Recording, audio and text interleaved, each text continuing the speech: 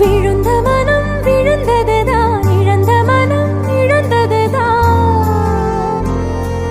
அழகனவன் பேரழகனவன், அவனை விட அழகன் எவன்? அழகான அழகான அழகு, அழகோ அழகு செம்பு முருகன் அழகு.